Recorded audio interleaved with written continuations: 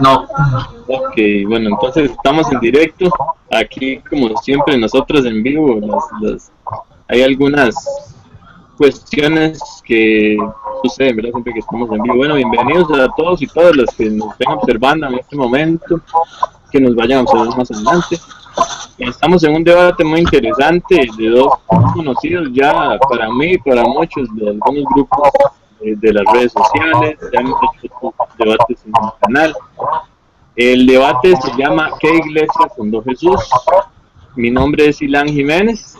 Ya he participado en algunos debates, como algunos sabrán, y también he moderado otros. Es un honor, esperamos que todo sea de la mejor manera. Y quiero presentarles a los dos ponentes que vamos a tener este día. Vamos a iniciar con Orlando. Orlando Pagán Torres tiene 22 años, es apologista cristiano evangélico. Posee un bachillerato en Psicología y Salud Mental por la Universidad de Puerto Rico y está próximo a estudiar el doctorado en Psicología Clínica en Ponce Health Science University.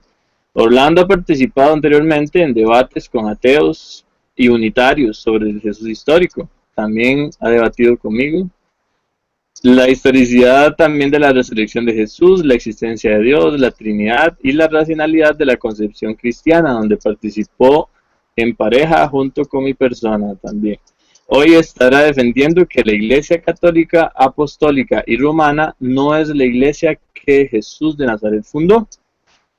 Contrario a esta postura de Orlando, tenemos la de Norville Ángel Montenegro. Norville Ángel Montenegro Morales, alias Nio, es un apologista cristiano católico, natural de Callao, Perú. Un estudioso autodidacta en temas teológicos, religiosos, filosóficos y de cultura general. Lo complementa con cursos de temas teológicos en la diócesis de Callao y la arquidiócesis de Lima, de la Iglesia Católica de Perú. Neo Norville ha participado en debates en las ágoras públicas de Lima con evangélicos unitarios, gnósticos, ateos, etc. Sobre todos los temas descritos anteriormente. Aparte de debatir organizadamente sobre este tema, también lo ha hecho sobre el diseño inteligente, sobre Jesús histórico, sobre la Trinidad, entre otros. Hoy, este compañero va a estar defendiendo que la iglesia que fundó Jesucristo es una santa, católica y apostólica, o sea, la iglesia católica visible y espiritual. El formato del debate será, cada uno poseerá 15 minutos de exposición.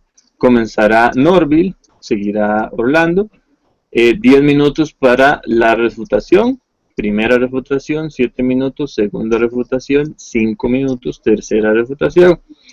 Seguidamente habrán 2 preguntas del moderador a cada ponente, obviamente por turnos. Tendrán 5 minutos para responder la pregunta que formule el moderador y luego el contrincante del ponente podrá hacer una contrarrespuesta de 3 minutos si lo desea. Bueno, voy a saludar entonces en este momento a Orlando y a Norville. Saludarles, estamos listos, vamos a empezar con Norville para que activen el audio y comencemos con el debate. Tendrá entonces Norville 15 minutos para su exposición primera.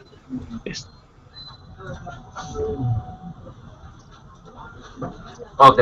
Norville. Sí, voy a desactivar, el torrón desactivado, el tuyo, dejo que tú lo desactives. Ok, yo lo desactivo, vamos a hacer la cuenta. Voy a poner mi cronómetro, ustedes también pueden ponerlo para seamos 3. Empiezo en 3, 2, 1, voy. Correcto.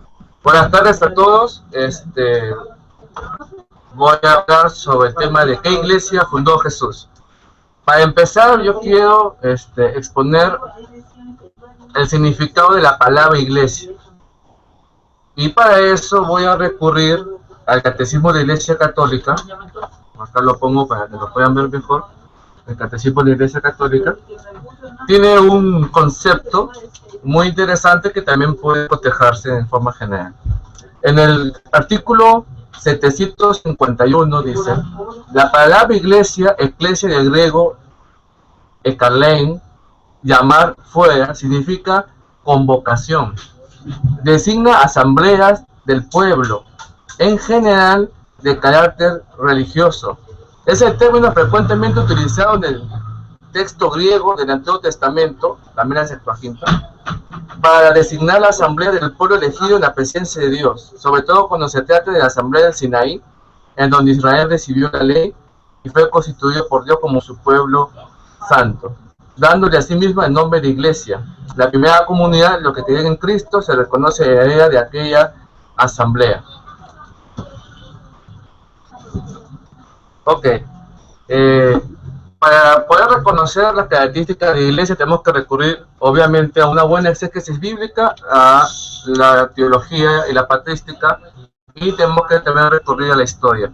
Yo voy a tratar de sentar algunas citas bíblicas para sacar algunos conceptos teológicos y a partir de las características de la iglesia poderla reconocer en la comunidad que estoy mencionando que es. La iglesia es una. La iglesia es una. En todo sentido. Para eso voy a leer un texto del Evangelio de San Juan, capítulo 17, desde el 21 hacia adelante. Que todos sean uno, como tú, Padre, estás en mí y yo en ti. Que ellos también sean uno en nosotros, para que el mundo crea que tú me has enviado. Yo les he dado la gloria que tú me diste, para que sean uno, como nosotros somos uno, yo en ellos y tú en mí. Así alcanzarán perfección en la unidad, y el mundo conocerá que tú me has enviado, y que yo los he amado a ellos como tú me amas a mí. Después voy a leer la cita elemental básica que todos los cristianos católicos usamos, que la conocemos en memoria, pero yo la voy a leer de texto. Mateo 16, 18 dice, voy a empezar mejor del 17. Jesús le replicó, feliz Simón Barjona, porque esto no te ha sido revelado a la carne ni la sangre, sino mi Padre que está en los cielos. Y el 18, que es el vital, dice, y ahora yo te digo, tú eres Pedro, o sea piedra, y sobre esta piedra edificaré mi iglesia. Los poderes de la muerte jamás la podrán vencer. El versículo 19 también es clave para esto. Yo te daré las llaves del reino de los cielos, lo que ates en la tierra quedará atado en el cielo, y lo que desates en la tierra quedará desatado en el cielo. Acá el centro del texto es mi iglesia, no mis iglesias, mi iglesia, una sola. El sentido de unidad en la iglesia siempre ha sido expresada en la Biblia a través de muchas citas bíblicas. Por ejemplo, una cita que es muy interesante es 1 Corintios 1:10. Se habla también en el sentido de que todos tenemos que tener una misma forma de pensar, una misma forma de sentir. Eso incluye también una misma doctrina y una misma jerarquía. Si no hay una sola jerarquía, no hay una sola doctrina. Cuando hay muchas doctrinas es porque hay sectas que quieren formar otras jerarquías y de ahí sí pone el problema. Una sola fe, Efesios 4, de 3 al 5. Una sola cabeza, Efesios 5, 23. Ahora, esta única iglesia, obviamente, para ser única, tiene que perdurar en el tiempo. Una cita muy conocida también, Mateo 28, 20. Dice, y enséñenles a cumplir todo lo que yo les he encomendado a ustedes, se refiere sobre todo a los apóstoles. Yo estoy con ustedes todos los días hasta el fin de la historia. Entonces quiere decir que esta iglesia, que es una sola, será una sola hasta el fin de la historia, o sea, hasta la parucía. Eso quiere decir que la unidad de la iglesia se cimenta básicamente en ciertos vínculos de unidad. Vínculos de unidad que podemos encontrar, por ejemplo, en Efesios 4 al 3, cuando Pablo llama a guardar la unidad del espíritu con los vínculos de la fe. ¿Cuáles son estos vínculos de la fe que generan la unidad? La profesión de una misma fe, recibida por los apóstoles. La celebración común del culto divino, sobre todo en los sacramentos. La sucesión apostólica por el sacramento del orden, que conservan la concordia cristiana en la familia de Dios. ¿Por qué la iglesia se dice que es una? Porque su origen es uno, en Dios Padre, que la vida ya fue preconcebido en la eternidad. Porque su fundador es uno, Jesús, Jesucristo, el Jesús histórico, el Jesús de la fe, el mismo. Por su alma, el Espíritu Santo es el alma de la iglesia. Es una, como una es la Trinidad en lo que creemos los cristianos, y una es por el testimonio. Por ejemplo, San Clemente de Alejandría, que vivió entre 50 y 215, dice: qué sorprendente misterio, hay un solo Padre del universo, un solo Logo del universo y también un solo Espíritu Santo idéntico en todas partes. Hay también una sola Virgen hecha Madre, y me gusta llamarla Iglesia. La relación de la correlación con la Trinidad, como el Evangelio de Juan realiza. La Iglesia también es santa, porque es santificada por la presencia de Dios en ella, y es santificante hacia los pecadores. Sin embargo, esta presencia de los pecadores y los justos dentro de la iglesia es algo que siempre va a pasar, siempre nos va a acompañar en el transcurso de nuestra historia. La parábola del trigo y la cizaña nos va a dar una buena relación sobre ese tipo de situaciones. No podemos pensar de que solamente van a haber gente buena en la iglesia, porque justamente estas personas son las que necesitan la santificación dadas a ella por la gracia de Dios. Bueno, siguiente característica de la iglesia es católica. Católica viene de una palabra en griego koiné, que significa católicos. Normalmente su significado es de universal, pero básicamente sería algo así como a través de todo. Trata sobre, como por ejemplo cataclismo o catacumba, holos, todo, holocausto como ejemplo, holograma también como ejemplo. Esta palabra, cuando ya pasa al latín como católico, va a pasar ya al español. Entonces, ¿en qué sentido la iglesia es universal? La iglesia es universal por dos cosas. Primero, es universal porque recibe la plenitud de la verdad revelada por Dios y recibe también la plenitud de la revelación. Eso incluye la plenitud de todos los medios de salvación para toda la humanidad. También es católica porque está destinada a la salvación universal de todos los hombres, independientemente de sus contextos. O sea, tiene todo y va hacia todos. Por eso básicamente la iglesia es católica. Otra característica que tiene la iglesia que es apostólica.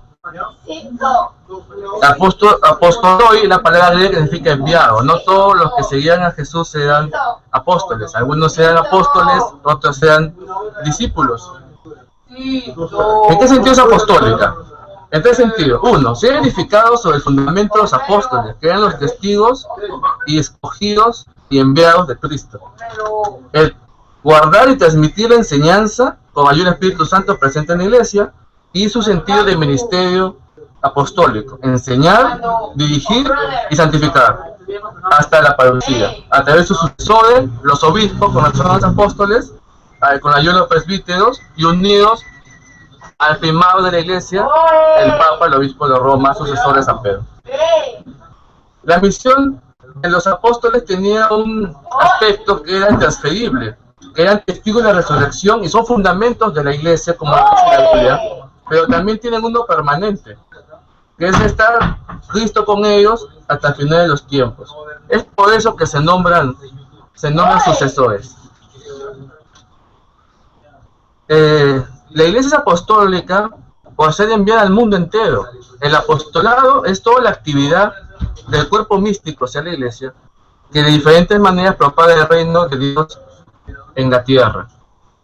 La iglesia puede ser pueblo de Dios, como dice Tito 2.14 y 1 Pedro 2.9, el cuerpo de Cristo, como dice 1 Corintios 12.27, Romanos 12.15, es templo del Espíritu Santo, como dice 1 Corintios 3.16 a 17. La iglesia es sacramento, o sea, signo visible de una realidad oculta, universal, sacramento universal de la salvación. Es misterio de la unión de todos los hombres con Dios y es visible e invisible, o sea, espiritual. ¿En qué sentido digo que es visible? En el sentido de que es una sociedad de órganos jerárquicos. Espiritual porque es el cuerpo místico. Es visible porque es un grupo concreto. Es invisible porque es una comunidad espiritual. Que incluso todos los que estén en Cristo de alguna manera en salvación, así no sean católicos, están vinculados con ella de cierta manera. Es invisible porque la iglesia es terrenal y es invisible porque es celestial. La iglesia visible es material porque se le ve en sus manifestaciones, es formal. Y la iglesia visible es triunfante, mientras la iglesia visible es militante. Otro argumento que está a favor de la iglesia católica que fundó Jesucristo es que la iglesia católica es la que hace la Biblia, el canon bíblico. No solamente retoma los libros de la Tanakh hebrea en la versión griega, sino que también selecciona los 27 libros del Nuevo Testamento. En el Sínodo Romano 882 del Papa San Dámaso I, obviamente en Roma, se define el canon bíblico, el de los 27 libros del Nuevo Testamento. ¿Por qué no son 50? ¿Por qué no son 100? Porque fueron elegidos por la Iglesia Católica y bajo ese canon todos los grupos que vinieron después, a pesar que Lutero quiso sacar 4 de los deuterocanónicos del Nuevo Testamento, esa lista quedó y prácticamente se conserva igual, no solamente los libros y la forma con que están puestos y hasta los capítulos y versículos que también fueron colocados por la Iglesia Católica. En fin, voy a leer 1 Timoteo capítulo 3 versículo 15. Pero si me demoro para que sepas cómo debes portarte en la casa de Dios, que es la iglesia del Dios vivo, pilar y base de la verdad. Eso quiere decir que el pilar y la base de la verdad no es la Biblia, ¿no? La santa palabra de Dios. El pilar y la base es la iglesia, de la iglesia viene la Biblia, no al revés, históricamente hablando también. Esto manifiesta bastante claro que la iglesia es visible, no solamente una comunidad de fieles que supuestamente el Espíritu Santo se inspira a todos y cada uno puede fundar su iglesia como han estado haciendo de Martín Lutero hacia adelante. No, esa no es la voluntad de Dios. La iglesia que constituye Cristo tiene, como dije, sus sucesores el poder de enseñar. En Mateo 28, 18, 20, que ya leí, se ve eso. Tiene el poder de celebrar. En Lucas 22, 19 al 20, se ve muy bien cómo se dice que la Santa Cena, la Eucaristía, tiene que ser continua. Tiene también el potestad de guiar. También en Mateo 18 se le da el poder de atar y desatar al resto de los apóstoles. Y en Juan 20, 21, 23 se le da el Espíritu Santo a los apóstoles para perdonar pecados. Estos apóstoles, que son la base de la iglesia, cumplen este rol importante. Y sobre eso voy a leer otra cita bíblica que nos va a llevar hacia eso. Efesios 2:20 dice: están cimentados en el edificio cuyas bases son los apóstoles y profetas y cuya piedra angular es Cristo Jesús.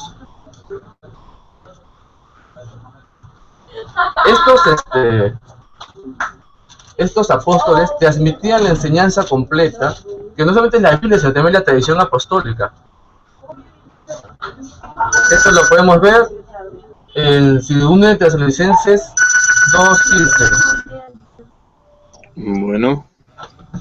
Ya lo terminaré de leer después. Gracias. Ok, finalizamos entonces con los 15 minutos de la exposición de Norville. A continuación, entonces, tendremos los 15 minutos de Orlando que para su presentación y exposición inicial.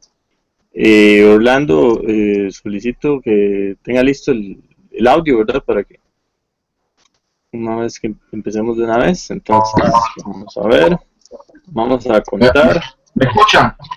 ¿Me escuchan? Perfectamente, sí. Está listo, entonces. Ok, tengo el cronómetro. Déjame silenciarlo. Ok, pues dale. Voy a comenzar en 5, 4, 3, 2, 1. Ahora. Buenas tardes a todos. Quiero agradecer al moderador Irán Jiménez por su disposición para que este debate se realizara. Quiero agradecer a Neo Norville por haberme extendido la invitación para que yo pudiera participar en este debate que es retante para todos nosotros y emocionante.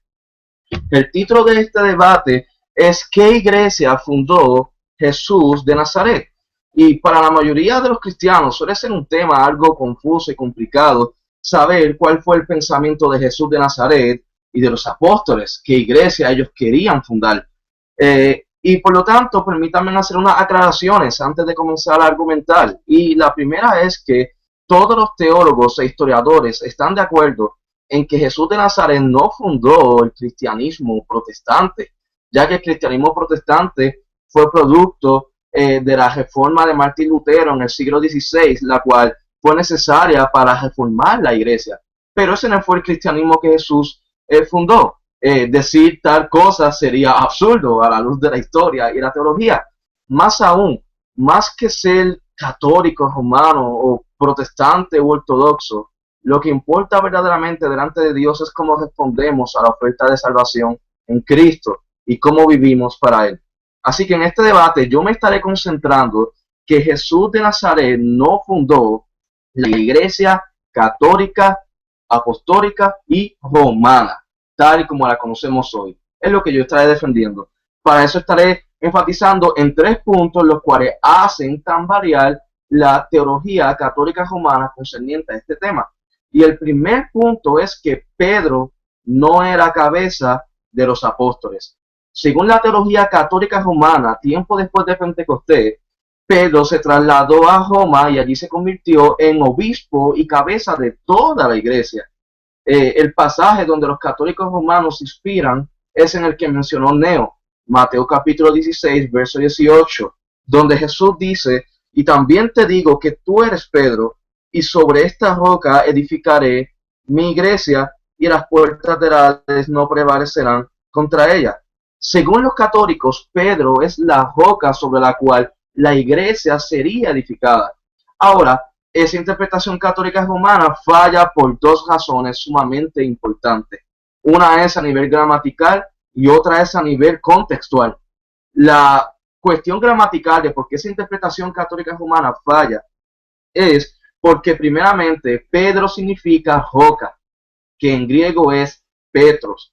Y Jesús nunca dijo, te digo que tú eres Pedro, que en griego significa Petros, y sobre esta roca, Petros, edificaré mi iglesia. No, Jesús no dijo eso, sino que lo que Jesús dijo a la luz del griego fue, tú eres Pedro, que en griego significa Petros, y sobre esta roca, que ahí no utiliza la palabra Petro, sino que utiliza la palabra Petra. Y sobre esta roca, Petra, edificaré mi iglesia. ¿Y cuál es la importancia de esta distinción? Pues la importancia es que la palabra Petra es un sustantivo femenino de la palabra roca, mientras Pedro, que es Petro, es un sustantivo masculino de la palabra roca. Significa que cuando Jesús dijo, y sobre esta roca edificaré mi iglesia, estaba hablando de algo muy distinto a Pedro, ya que la palabra en griego que aparece sobre esta roca es Petra. Estaba refiriéndose a algo distinto a Pedro. Otra cosa es que en Juan 1.42, por ejemplo, Juan 1.42, Jesús le dice a Pedro, te digo que tú eres Simón, hijo de Jonás, tú serás llamado Cefas, que quiere decir Pedro. Y en este versículo, en el griego, se utiliza la palabra Petro. Así que Petro es muy distinto a Petra a la luz del griego cuando vamos al punto de será edificada sobre esta roca. Segundo, la interpretación católica romana falla a nivel contextual.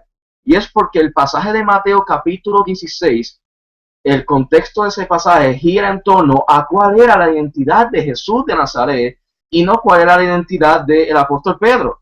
Por eso es que Pedro le dice a Jesús, tú eres el Cristo, el Hijo del Dios viviente, Y a esto Jesús responde, bienaventurado eres porque te has revelado mi Padre que está en los cielos, y te digo que tú eres Pedro, y sobre esta roca edificaré mi iglesia. Esa roca sobre la cual sería edificada la iglesia no era sobre el apóstol Pedro, sino era sobre el mismo Jesús de Nazaret, porque eso es lo que el contexto del pasaje trata. ¿Quién era Jesús? Y al Pedro decir quién era Jesús, pues Jesús le hace la salvedad a Pedro que tú eres Pedro y sobre mí, es decir, sobre esta roca, será edificada mi iglesia. El erudito del Nuevo Testamento, Gamber Morgan, dice que el uso figurativo de la palabra roca a lo largo de las escrituras hebreas muestra que la palabra roca nunca se usa simbólicamente hacia el hombre, sino solamente hacia Dios. Y eso es sumamente importante porque el Evangelio de Mateo fue escrito a una comunidad de creyentes judíos. Así que eso hace muy inverosímil que la palabra roca en Mateo 16-18 se haya referido a un hombre como Pedro, sino más aún que se haya referido al mismo Dios. Es decir, en este caso, a Jesús. Por consiguiente, esa interpretación de Mateo 16-18 para creer que esa es la Iglesia Católica Romana falla por esas dos razones. Segundo, el Papa no es sucesor de Pedro. La creencia de que el Papa es sucesor de Pedro no descansa en los primeros registros históricos que tenemos del cristianismo, es decir, del Nuevo Testamento. Esos son argumentos de la historia. Los católicos dicen que tiempo después de Pentecostés, los apóstoles designaron obispos y que estos obispos se sometieron a los apóstoles y que los apóstoles a su vez se sometieron a Pedro como cabeza de la iglesia. Ahora, la realidad es que esto falla cuando lo vemos a la luz de un historiador. Y es porque, primera razón, la escritura no registra en ningún lugar que Pedro fuera el obispo de Roma. Según Gálatas 2:7 al 8, Pablo dice y da a entender que Pedro se concentró en evangelizar la nación judía. Por eso es que Pablo dice acerca de Pedro que Pedro se fue a predicar el evangelio de la circuncisión, refiriéndose a los judíos. Esto concuerda con el libro de Hechos, el cual muestra que el apóstol Pedro se enfocó sus viajes misioneros en el Medio Oriente hasta el año 49 después de Cristo.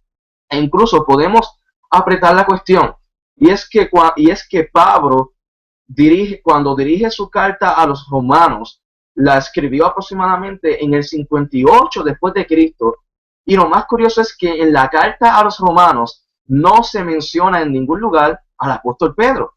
Si el apóstol Pedro hubiera sido el obispo de Roma, era de esperar que a menos el apóstol Pablo hubiese mencionado a Pedro en su epístola, ya sea saludándolo o despidiéndose de él, o a lo largo de toda la epístola, ya que en Romanos 16 se mencionan a 26 personas de la iglesia en Roma y no se menciona al apóstol Pedro. Así que al menos hasta el año 58 después de Cristo, Pedro no estaba en Roma. El primer testimonio que tenemos de que Pedro fue obispo de Roma como tal, estuvo en Roma al menos, lo obtenemos de Ireneo en el 180 después de Cristo, donde Ireneo dice que Mateo publicó su evangelio mientras Pedro y Pablo estaban en Roma. Ese es el testimonio más temprano que tenemos, es un testimonio que raya al siglo III después de Cristo, y pues no es tan confiable, no es muy confiable, y este dicho, esta cita ni siquiera dice que Pedro era obispo de Roma. Segundo, en cada comunidad de creyentes, los apóstoles ordenaron solamente diáconos y presbíteros. Es decir, en ese tiempo no existía tal cosa como papa. El papa no es sucesor de Pedro, no se designó tal cosa como papa en el primer siglo. Solamente se designaron en la iglesia diáconos, vuelvo y repito, y presbíteros, que era lo mismo que obispos. El Nuevo Testamento intercambia el uso de las palabras de presbíteros y obispos para referirse a lo mismo. Así que no existía tal cosa como eso, y esas dos razones que he ofrecido hacen inverosímil que el Papa haya sido sucesor de Pedro. El tema de la sucesión apostólica lo tocaremos más adelante. Ahora, hay una tercera razón por la cual Jesús no fundó la Iglesia Católica Romana, y es por la organización misma de la Iglesia Católica Romana. cuando usted evalúa la historia, usted se da cuenta que la organización de la Iglesia Católica Romana es muy distinta a la organización de la Iglesia Cristiana del primer siglo. Es decir, en ese tiempo, en el primer siglo, no había tal cosa como un papa o arzobispos, cardenales o sacerdotes. Tal cosa no existía. Es decir, la estructura de la Iglesia Católica Romana respondió a una razón política y no a razones bíblicas o inspiradas por el Espíritu Santo en el Nuevo Testamento. Por ejemplo, según los historiadores, sucedió lo siguiente. En el siglo IV, siglo V después de Cristo, la influencia del Imperio Romano bajó. El imperio pues estaba en decaída, en descenso, y la influencia de la Iglesia Católica aumentó. Y lo que hizo la Iglesia Católica en cuanto a su organización fue asimilar la estructura política del Imperio Romano.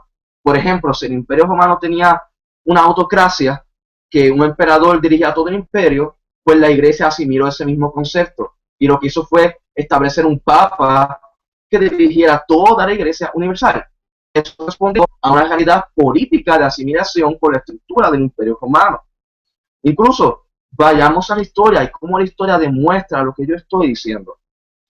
Durante los siglos II y III después de Cristo, se estableció un obispo líder por cada iglesia cristiana, un obispo líder. Y con el tiempo, los obispos pertenecientes a las zonas urbanas tuvieron más prestigio que los obispos de las iglesias que estaban en zonas rurales. Por ejemplo, los obispos que mayor prestigio gozaron fueron los obispos de la iglesia de Antioquía, la iglesia de Roma, de Alejandría, de Constantinopla y la iglesia de Jerusalén. Y con el tiempo se escogió que el obispo de Roma fuera el obispo universal de toda la Iglesia Católica Romana. ¿Y por qué se escogió Roma? Se escogió Roma ciertamente porque como para ese tiempo Roma era la capital del mundo, pues era más provechoso para la iglesia de esa época escoger Roma como la sede de la iglesia. Ahora, todo esto responde a una realidad política lejos de lo que Jesús y los apóstoles pensaron. Todas esas características que mi compañero Neo Norville dijo acerca de la iglesia son solamente características de la iglesia cristiana que Jesús y los apóstoles fundaron, pero esa no es la iglesia católica romana. Yo concurro con el historiador de la iglesia, James McCarthy, quien dijo, el papado, como lo conocemos hoy día, tardó siglos en desarrollarse. Permítanme ahora hacer un resumen de todo lo que he dicho. Y es que yo he sustentado que Jesús de Nazaret y los apóstoles no pensaron en tal cosa como la iglesia católica romana. A esto dije primero que Pedro no era cabeza de los apóstoles y que se debía a una falsa interpretación de Mateo 16:18. Dije que esa interpretación falla a nivel gramatical por la palabra roca en el griego y también fallaba a nivel contextual del pasaje de Mateo 16. También dije, en segundo lugar, que el Papa no es sucesor de Pedro. Dije que los primeros informes históricos que tenemos de los primeros cristianos no mencionan que Pedro fuera obispo de Roma. Fue un desarrollo mucho después. Segundo, dije que en cada comunidad de creyentes no se estableció tal cosa como un papa, arzobispo, etcétera, sino que solamente se establecieron diáconos y presbíteros, que era lo mismo que los obispos en esa época. Y tercero, dije que la organización de la iglesia cristiana del primer siglo es muy incongruente con la organización de la iglesia católica romana y que esta organización católica romana respondió a una evolución teológica organizacional de la iglesia y así pues hice énfasis en el desarrollo del papado a lo largo de los siglos que respondía más a una realidad política más que a una realidad bíblica o inspirada, por decirlo de esa manera, en la religión. Todo fue una política. Y estos tres argumentos hacen tan variar y poner en duda que Jesús alguna vez haya pensado en fundar el catolicismo romano. Jesús fundó el cristianismo, el mero cristianismo. Y nuestro deber es vivir ese cristianismo que Jesús y los apóstoles fundaron y el cual es muy distinto de la Iglesia Apostólica Romana.